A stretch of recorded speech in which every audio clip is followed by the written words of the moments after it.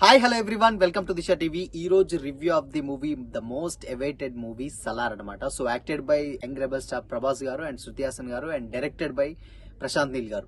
ఇక సినిమా విషయానికి వచ్చినట్లయితే సినిమా నాకు తెలిసి ఇప్పుడు అంటే సలార్ మీద ఎలాంటి ఎక్స్పెక్టేషన్స్ పెట్టుకున్నారో ఆ ఎక్స్పెక్టేషన్స్ అయితే డెఫినెట్ గా రీచ్ అయిపోయిందని చెప్పొచ్చు అనమాట. ఎందుకంటే స్టార్టింగే అంటే ప్రభాస్ గారిని ఆల్మోస్ట్ ఒక 3 మూవీస్ నుంచి వెళ్ళి అంటే సరైన కంబ్యాక్ లేదంటే బాహుబలి తర్వాత సరైన ఏమంటారు హిట్ లేదని అంటే ఆ రేంజ్ లో ఉన్న సినిమా అయితే పర్లేదని చాలా మంది ఫ్యాన్స్ అయితే కొంచెం డిసప్పాయింట్ అయ్యారు. బట్ సలార్ సినిమా మాత్రం డెఫినెట్ గా ఫ్యాన్స్ కి మాత్రం బిర్యానీ అని చెప్పొచ్చు అనమాట. సో ఇంకా మూవీలోకి వెళ్తే స్టార్టింగే మనకు తెలుసు కదా. సో ఏంటంటే ఇద్దరు ఫ్రెండ్స్ నుంచి వెళ్ళి అంటే చైల్డ్ నుంచి వెళ్ళి కథ స్టార్ట్ అవుతుంది అనమాట. సో అదేంటి అనేది అయితే మీకు మూవీలో చూస్తే అర్థమవుతుంది. ఇంకా సేమ్ చాలా మంది అంటే సినిమా గురించి ఇది టోటల్ కేజీఎఫ్ 2 అని ఇన్ని రోజులు అన్నారు. బట్ మూవీ చూసినాక మనకు అర్థమైంది ఏంటంటే అసలు కేజీఎఫ్ కి సలార్ కి అసలు సంబంధమే లేదనమాట. బట్ కాకపోతే మేకింగ్ లో అంటే లేకపోతే ఏమంటే ఆ సెట్స్ కానీ లేకపోతే ఉన్నటువంటి ప్రాపర్టీస్ కానీ ఆ గన్స్ కానీ అవన్నీ వాడడం వల్ల మనకు కేజీఎఫ్ ఫ్లేవర్ ఏమైనా కనిపించింది కానీ బట్ మూవీలోకి వెళ్తే ఆ స్టోరీ ప్లాట్ వేరు, నెక్స్ట్ అసలు ఆ కథ వేరు, అసలు ఆ విధానం వేరు అనమాట మొత్తం. సో ఈ మూవీలో స్టార్టింగే మనకు ఆల్రెడీ తెలుసు అంటే ప్రభాస్ గారి ఎలివేషన్ అంటే సీన్స్ ఫస్ట్ హాఫ్ లో మాత్రం నెక్స్ట్ లెవెల్ చూపించాడు అనమాట. అంటే చాలా మందికి అంటే వచ్చినంతసేపు ఏమంటారు చాలా లేట్ గా ఎంట్రీ ఇస్తాడు, చాలా తక్కువ సేపు ఉంటాడు అనుకుంటాం.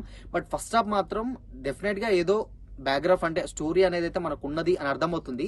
ఆయన యాటిట్యూడ్ కానీ లేకపోతే ఆయన బిహేవ్ చేసే విధానం కానీ మనకు అర్థమవుతుంది. బట్ అది ఏ విధంగా చూపిస్తాడు అనేది మనకు కొంచెం క్యూరియాసిటీ ఉంటుంది. బట్ ఆ సెకండ్ హాఫ్ లో మాత్రం చాలా బాగా చూపించాడు.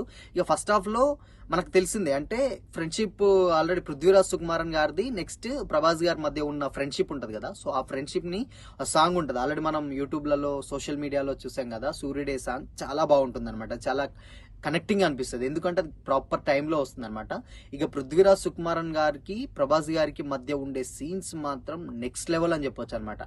సో ఫస్ట్ హాఫ్ లో అది వాళ్ళిద్దరి మధ్య కాంబినేషన్ సీన్స్ చాలా తక్కువ ఉన్నా సెకండ్ హాఫ్ లో మాత్రం క్లైమాక్స్ లో పీక్స్ లోకి తీసుకెళ్తారు అనమాట. వాళ్ళిద్దరికి ఏమంటారు ఫైట్ సీక్వెన్సెస్ ఉంటది, అది మాత్రం వన్ అండ్ ఓన్లీ ప్రభాస్ గారు పృథ్వీరాజ్ సుకుమారన్ గారినే ఊహించుకోగలుగుతాం అనమాట. అంటే ఆరెంజ్ లో ఉంటుంది. ఇక ఓవరాల్ గా సినిమాలో యాక్టర్స్ పర్ఫార్మెన్స్ మాత్రం చాలా బాగున్నాయి అనమాట. అంటే జగపతి బాబు గారు మనకు తెలిసిందే, ఈశ్వరీరావు గారితో ఫస్ట్ హాఫ్ మొత్తం ఉంటుంది అనమాట. అంటే ఆమె బ్యాక్గ్రౌండ్ స్టోరీ ఉంటుంది, ఈశ్వరీరావు గారిది ఉంటుంది. సేమ్ టైం సెకండ్ హాఫ్ విషయానికి వచ్చినట్టయితే ఆల్మోస్ట్ అందరూ యాక్టర్స్ అవపడతారు. జగపతి బాబు గారు కానీ, శ్రీయారెడ్డి గారు కానీ, లేకపోతే శృతి హాసన్ గారు కానీ, వీళ్ళంతా అంటే తమిళ యాక్టర్స్ కొంతమంది, బాబీ గారు కొంతమంది, వీళ్ళందరూ ఆల్మోస్ట్ ఏంటి అనేది అయితే ఉంటుంది. ఇంకా సెకండ్ హాఫ్ విషయానికి వచ్చినట్టే ప్రాపర్ గా జస్ట్ క్యారెక్టర్స్ ఏంటి అని చెప్పాడు. బట్ సెకండ్ హాఫ్ తీసుకెళ్లేసరికి క్యారెక్టర్స్ మొత్తం ఇంట్రొడ్యూస్ చేశాడు. ఆ క్యారెక్టర్స్ ఏంటి అంటే ఒక్కొక్కరిది ఒక్కొక్క టైప్ ఆఫ్ క్యారెక్టర్ అనమాట. వాళ్ళిద్దరికి అంటే ఏమంటారు ఇంటర్వెల్ తర్వాత వచ్చే సీన్ ఉంటుంది అండ్ నెక్స్ట్ ఇక ఒక సాంగ్ ఉంటుంది, ఆ సాంగ్ మాత్రం అది బాగుంటుంది అనమాట. అంటే సింక్ లో ఉంటుంది.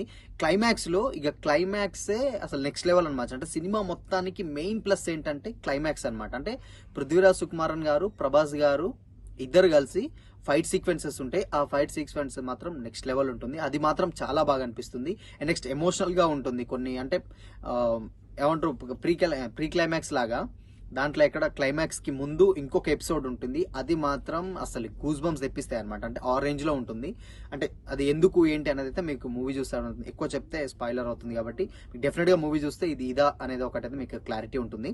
ఇంకా ఓవరాల్ గా సినిమా ఇంకా యాక్టర్స్ ఇందాకనే మాట్లాడుకున్నాం కదా, శ్రీయారెడ్డి గారు మాత్రం కిల్ ఇట్ అంటే చంపేశారనమాట. ఆమె యాక్టింగ్ ఆల్రెడీ మనం ఇంతమంది పందెం కోడి ఆ టైప్ లో చూసాం కదా. అంటే ఆ చాలా రోజుల తర్వాత మళ్ళీ సలార్ లో ఫుల్ లెంత్ రోల్ ఉంది, చాలా బాగుంటుంది. జగపతి బాబు గారిది సేమ్, పృథ్వీరాజ్ సుకుమారన్ గారిది ఉంటుంది. ఇంకా సెకండ్ హాఫ్ అంటే క్లైమాక్స్ లో పార్ట్ 2కి ఏంటి అనేది డిసైడ్ చేశారు. అంటే మీకు ఇప్పుడు ఇది రివ్యూలో మీకు పెద్దగా అర్థం కాదు, బట్ కాకపోతే మీకు మూవీ చూస్తే క్లారిటీగా అర్థమవుతుంది అసలు పార్ట్ సీజ్ ఫైర్ అనేది ఎందుకు పెట్టాడు ఏంటి అనేదే స్టోరీ అనమాట. సో అసలు సీజ్ ఫైర్ ఏంటి అదేంటంటే ఎక్కువ చెప్పుకుంటే ఏంటంటే డెఫినెట్ గా ఎక్కడికక్కడ స్పాయిలర్స్ ఉంటాయి కాబట్టి జస్ట్ రఫ్ గా చెప్పుకుంటూ పోతున్నాం అనమాట మనం మూవీలో.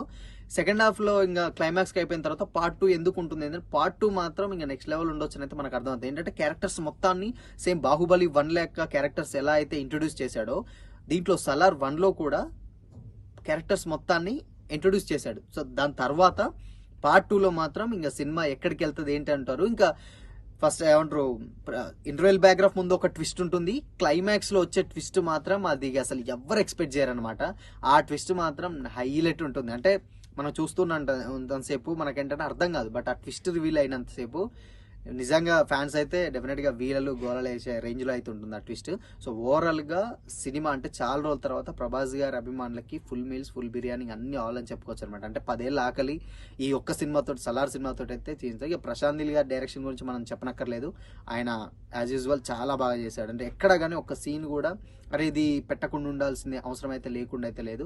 మ్యూజిక్ సేమ్ రవి బస్రూర్ గారు కూడా చాలా బాగా ఇచ్చారు. ఉన్న 2 సాంగ్స్ కానీ ఆ 2 సాంగ్స్ అయితే చాలా బాగా ఇచ్చారు. మెయిన్ ఇంపాక్ట్ బీజిఎం మాత్రం చాలా బాగా వర్కౌట్ అయింది అనమాట. సో ఓవరాల్ గా సలార్ మూవీ అయితే ఇప్పుడున్నటువంటి జనరేషన్ కి పీక్స్ లెవెల్లో నచ్చుతుంది అనమాట. చాలా మందికి చాలా బాగా కనెక్ట్ అవుతుంది. ఆల్ కైండ్ ఆఫ్ ప్రేక్షకులకైతే ఈ మూవీ అయితే డెఫినెట్ గా కనెక్ట్ అవుతుంది అనమాట. సో పార్ట్ 2 కూడా, సో వెయిట్ చేద్దాం. పార్ట్ 2 కూడా చాలా ఇంట్రెస్టింగ్ గా వదిలాడు అనమాట. అంటే కొన్ని ప్లాట్స్ ఒకటి ఉంటుంది, అది ఇందాక చెప్పాం కదా, ఆ ప్లాట్ ఒక 2-3 తీసుకొని వదిలాడు. పార్ట్ 2 కూడా ఏ విధంగా ఉండబోతుంది ఏంటి అనేది మనకైతే అర్థం అవుతుంది అనమాట. సో ఓవరాల్ గా సినిమా అయితే నిజంగా చాలా బాగుంది. డెఫినెట్ గా మస్ట్ వాచ్ మూవీ అని చెప్పొచ్చు. ప్రభాస్ గారి అభిమానులు కాకపోయినా జనరల్ ప్రేక్షకులు ఎవరైనా కానీ ఈ సినిమాని అయితే డెఫినెట్ గా చూడొచ్చు అనమాట. సో ఓవరాల్ గా ఇది ఇవాళ రివ్యూ. మరో రివ్యూతో మళ్ళీ కలుసుకుందాం. Until then keep watching. This is Shyam signing of.